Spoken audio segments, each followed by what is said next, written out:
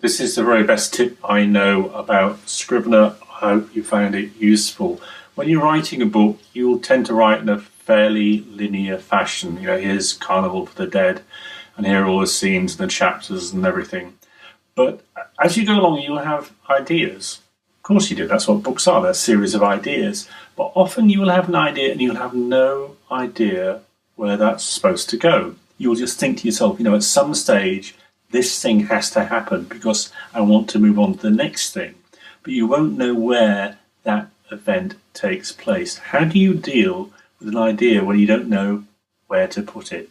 What I do is I put it here. This is a folder I've just created here with this little folder button.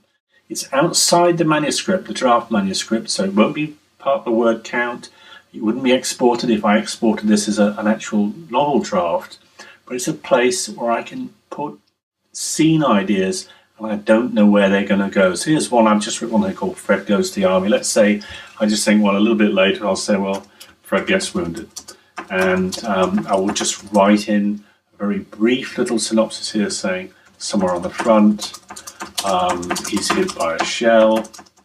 And there's a document notes thing here. I'll probably say, well, the point of this scene is to make it clear that whatever, I don't know.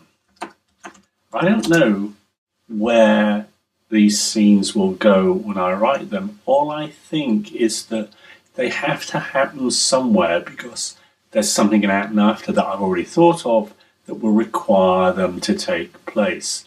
What then happens is that I work my way through the book and keep writing it scene by scene and scene. And eventually, sometimes I'll think, okay, right, I now know this is where Fred has to go to the army. And I will just then drag it up into the relevant part of the manuscript and write the scene.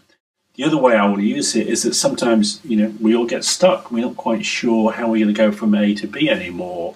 And that's a good time to look at the Unplaced Scenes folder because with any luck, you might find a bit of a solution in there and remember something you've forgotten. One of the big problems with writing books is that we all forget things. And you need to make a note of something and you need to make a note of it in a way that you can be able to retrieve it. For me, the Unplaced Scenes folder is a great way of putting ideas that have no place in the narrative somewhere close to the narrative so you don't lose sight of them.